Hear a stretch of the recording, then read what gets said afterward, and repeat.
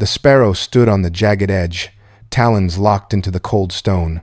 Hundreds of feet below, the valley floor stretched out, a dizzying blur of deep green that seemed to pull at its balance. Every time the bird shifted its weight, the loose shale beneath its feet skittered into the void, vanishing without a sound. A sudden gust of mountain air slammed into its side, forcing it to hunch down and press its chest against the biting chill of the cliff face. It pulled its wings tight, burying its head against the rock to block out the sight of the drop. The wind roared past, a constant, low-frequency vibration that rattled its bones. It had seen the others leave, had seen them vanish into the blue, but their success felt like a different world. Here, the world was only hard stone, and the terrifying promise of gravity. The sparrow tried to look up, to find a path, but its vision pinned itself to the abyss.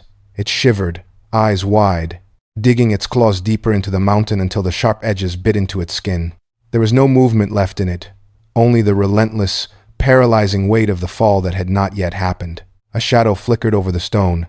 The temperature seemed to drop as a massive silhouette descended, talons clicking against the rock with rhythmic precision.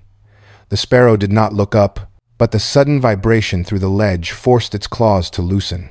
The eagle had arrived. It did not offer a call or a signal. It simply stood there, a towering presence that blocked the light, its head tilted toward the endless drop. The sparrow flinched, attempting to retreat further into the mountain, but there was no ground left to claim. It felt the shift in the air behind it. A heavy, muscular wing extended, moving with deliberate, unstoppable force. The eagle leaned forward and delivered a firm, calculated push to the sparrow's back. The grip on the stone failed. For a heartbeat, the sparrow hung in the thin air, claws grasping at empty space. Then, the support beneath it vanished entirely. The mountain face receded. The sparrow tipped forward, gravity taking hold, and the world began to blur as the descent began in earnest. The ledge was gone. The sky turned into a spinning carousel of gray and blue. The sparrow fell, its body rigid, wings pressed flat against its sides like lead weights. The wind was no longer a breeze.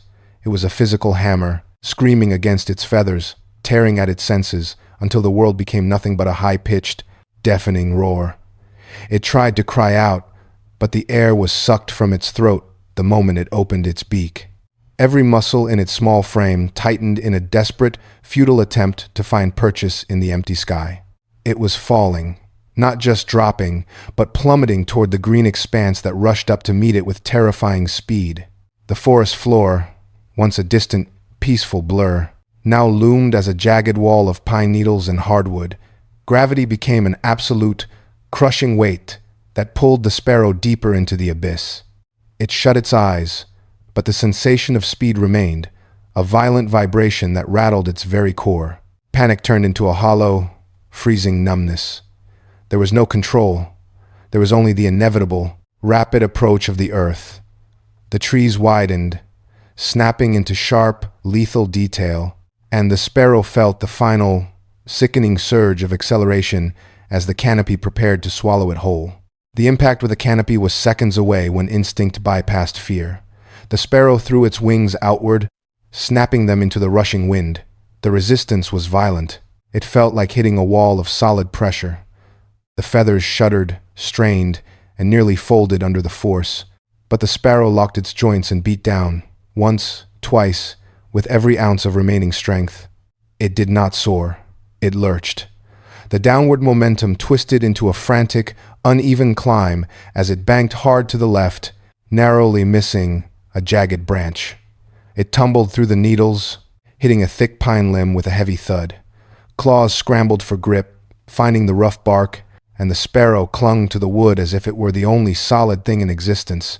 The wind continued to howl around the tree, but the sparrow was still, its chest heaved, air whistling through its open beak. Every breath felt like a labor. Its heart hammered a rapid, erratic rhythm against its ribs, vibrating through the branch. It was alive. It looked down at the dark, hollow space between the trees, then back at the swaying branch. The terror had not vanished, but the floor was no longer its master.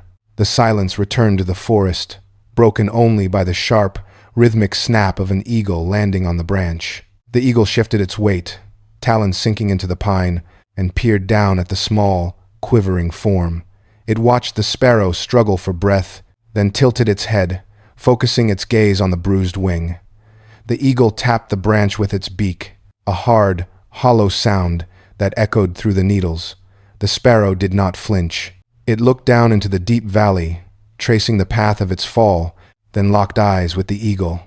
The memory of the abyss no longer paralyzed its muscles. Instead, it felt the pull of the currents waiting between the trees. The sparrow unfurled its wings, testing the tension, feeling the air catch the undersides of the feathers. It was no longer a victim of gravity.